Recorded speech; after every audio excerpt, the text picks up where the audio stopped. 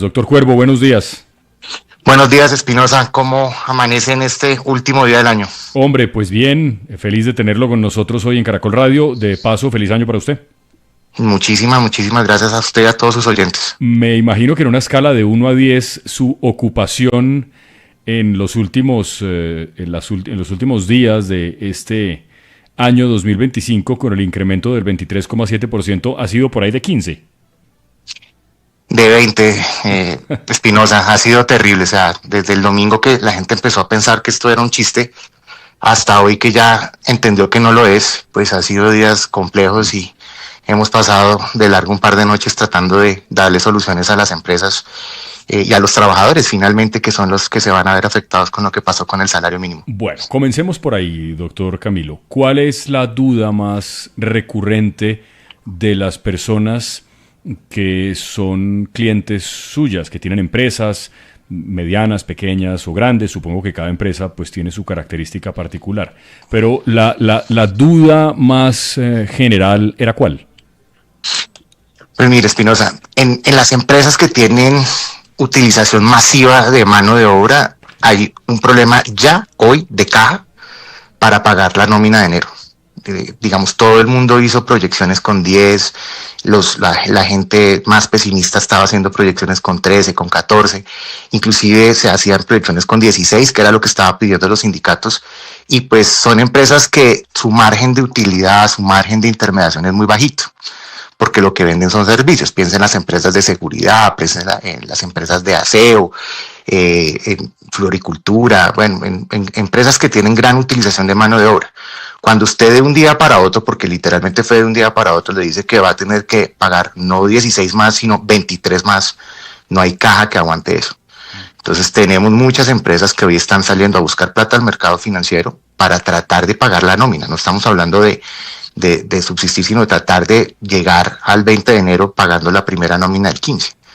Y eso va a tener problemas muy difíciles para los empresarios y para los trabajadores. Claro. Fíjese que en eso que usted dice, antes de la pregunta de Diana, usted menciona las empresas de seguridad. Ayer hablábamos con la presidenta de Fede Seguridad, la doctora Garavito, y ella explicaba que el puesto de trabajo, que tiene 3 turnos, 8, 16, 24, de los 3 vigilantes que hay, digamos, en un conjunto residencial en Medellín, en Barranquilla, en Cali o en Bogotá, o en Neiva, costaba hasta antes de todo esto, hasta antes del 25 de diciembre, 14.900.000 pesos. Pero que en julio eso va a pasar a costar 19.600.000 pesos, un incremento de ese mismo puesto de trabajo de casi 5 millones de pesos. Yo puse estos datos en las redes de Caracol, las pusimos. La mayoría de la gente contestaba que si acaso el problema es que esas empresas de seguridad se le están quedando con el salario a los vigilantes, porque no entendían cómo era que ese puesto de trabajo costaba 14,9 millones de pesos antes de todo esto, sin incluir cambios en los contratos laborales, en los dominicales, en las horas de trabajo y además el incremento del mínimo. Yo creo que vale la pena volver a hacer las explicaciones. Es que el problema de los trabajadores en Colombia y de la gente que los contrata no es pagar el salario, es que hay que pagar además los parafiscales y otras cosas. Y pues también es un negocio, Espinosa, la gente tiene que ganarse algo, pues porque no, digamos, eso no es un servicio social, eso es un negocio como cualquier otro y tiene que dar un margen de utilidad. Doctor margen Cuervo. de utilidad más bajito, dime. No, continúe, no sé por favor, es que se cortó. ¿Qué decía, doctor Cuervo? ¿Ahí me escuchan bien? Sí, ¿Ahí perfecto, me escuchan bien? Perfecto. No, lo que le digo que es un negocio como cualquier otro y tiene que dar un margen de utilidad. Pero adicionalmente a eso no solamente son, digamos, los salarios, sino también estamos hablando de uniformes, de seguros, de armas, de una cantidad de temas. Pero además, si hay un negocio altamente regulado en materia de sus tarifas es la seguridad, pues porque aquí la tarifa no sirve para hacer la base para que la empresa pueda cobrar, sino es lo máximo que puede cobrar porque hay una especie de oferta inversa. Pero créame que con esos 14 millones de pesos el margen es bien bajito. Y con lo que está pasando, pues el margen desapareció. Pero además, eso que ustedes están haciendo como análisis, lo peor de todo es que va a tocar salir a llamar a Espinosa a decirle en la junta de administración o en la asamblea de copropietarios, decirle, señor, probablemente usted necesite subir su cuota de administración 25%, y usted lo lógico que va a hacer es va a decir, oiga, si teníamos 5 celadores, tratemos de bajar uno, o tratemos de inclusive quitarlos todos para sistematizar el edificio, pues porque no hay cómo pagar ese 25% que además se come siempre entre el 70 y el 80% de lo que usted paga en la administración. Entonces, esas empresas tienen un grave problema de caja porque no es tan sencillo como levantar el teléfono y llamar a la administración a decirle mañana le va a llegar una factura adicional por 25% más para poderle pagar a los celadores que tengo aquí sentados ganándose la plata con el sudor de su frente, pero los tengo aquí sentados y tengo que pagarles. Entonces muchas de esas empresas han tenido que salir a buscar plata en el mercado financiero para poder pagarle a los trabajadores, para poder entregarle la plata a los trabajadores del 15 de enero. No estamos hablando como lo piensa el presidente Petro, que va a ser en 6 meses o en 8 meses, no, es ya. Y esa plata, pues de algún lado tiene que salir y va a salir del bolsillo probablemente del copropietario que va a tener que pagar el salario. Y también creemos que eso es de estrato 5 o 6 y resulta que no, que la mayoría de los trabajadores de empresas de seguridad están en los estratos 3, 4 y 5, sí, principalmente en el estrato 4, y es donde la tarifa es más estresada, la tarifa es más compleja. Pero eso es solamente un ejemplo. Le voy a dar un ejemplo más interesante. Piensen en los empleados del sistema de transporte público de Bogotá, que con el incremento se saltaron las tarifas diferenciales que puedan tener en sus salarios. Normalmente un conductor de bus en Colombia se gana un salario mínimo más un 20-25% más porque se considera una profesión calificada, una actividad calificada. Hoy, con el incremento, esa brecha desapareció.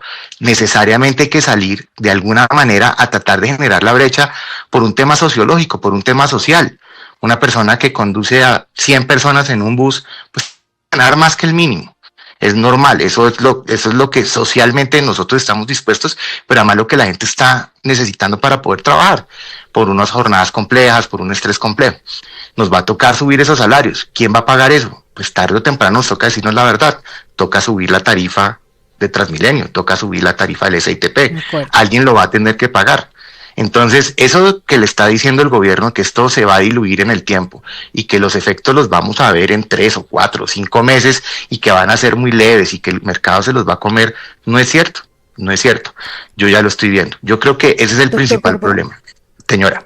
Cuando uno mira la reacción de mucha gente en las redes sociales, el sentimiento siempre es el mismo, con quienes aplauden esta medida. Dicen muy bien, es hora de que los empresarios reduzcan sus utilidades, sus ganancias y las compartan con el trabajador. Y siente uno que hay una sensación de que Colombia está llena de grandes empresarios con grandes utilidades. Esas personas que han ido a usted, que lo han consultado en estos días, ¿qué tipo de empresarios son? ¿Cómo está constituida, según su experiencia como laboralista, todo este tejido empresarial colombiano? ¿Son grandes empresarios con grandes utilidades o son personas pequeñas que tienen negocios pequeños y tratan de salir adelante con sus apuestas? Uy, esa es una súper pregunta, Diana, y le cuento por qué. Porque normalmente las que llegan a las oficinas de abogados como en la que yo trabajo, pues son empresas medianas y grandes. Pero esa es la inmensa minoría del mercado de trabajo colombiano. La mayoría del mercado de trabajo colombiano son empresas de hasta 10 trabajadores que inclusive no pagan el salario mínimo. Y que cuando usted se lo sube 23%, lo que hizo fue alejarlo aún más.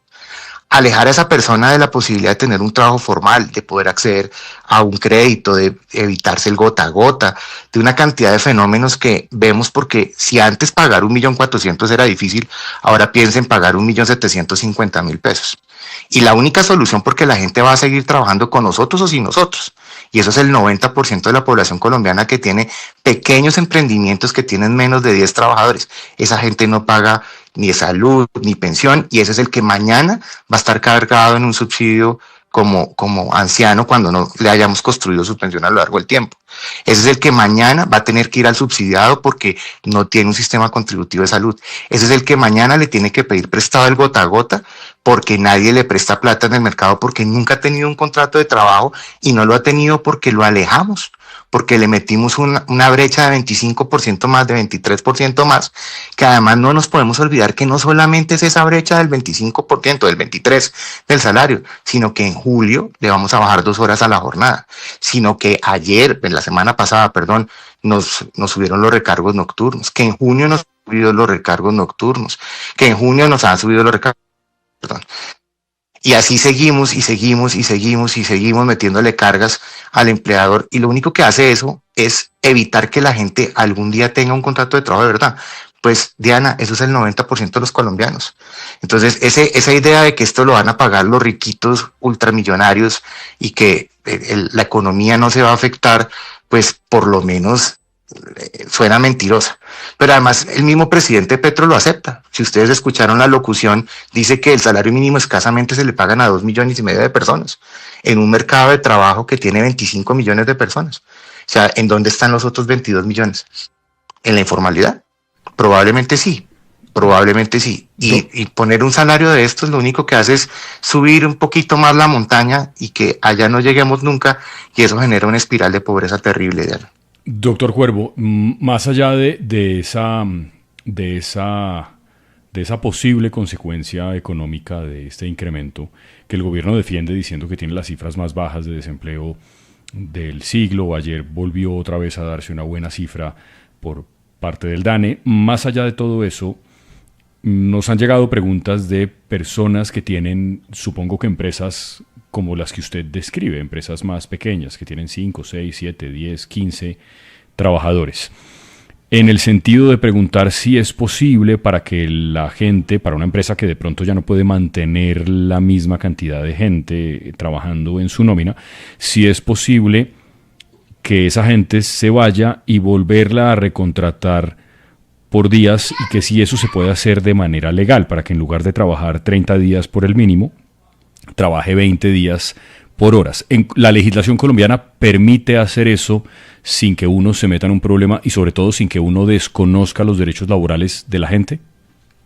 Lo primero que hay que empezar es que la relación de trabajo es de dos, y si el trabajador está de acuerdo, se puede hacer, no se puede imponer. En ese sentido, esa es una de las soluciones que nos están preguntando, sobre todo en el tema del servicio doméstico. Porque el tema del servicio doméstico, pues es un tema muy complejo, porque es un servicio que todavía Colombia está acostumbrado a mantener, pero que hoy es prácticamente imposible mantener porque socioeconómicamente no tenemos cómo pagarlo. Esa es la realidad. Pero sí se puede siempre y cuando las personas lo acepten. Ahora, en este momento, aunque el presidente Petro no lo crea, esa persona que él considera pobre y que está celebrando, la verdad es que está muy angustiado. Yo le voy a contar una anécdota de mi propia casa. Ayer, cuando me levanté temprano a hablar con los trabajadores que nos ayudan en la casa, la cara de angustia de la gente no se imagina, Espinosa. La gente pensando, porque la gente no es boba, porque la gente entiende que lo que pasó es que a su empresa va a costar 25% más pagarles. Por ejemplo, en mi caso, que yo les pago unas bonificaciones adicionales salariales para motivarlos a que trabajen conmigo, pues uno empieza a pensar en si podría seguir pagando eso o no seguir pagando.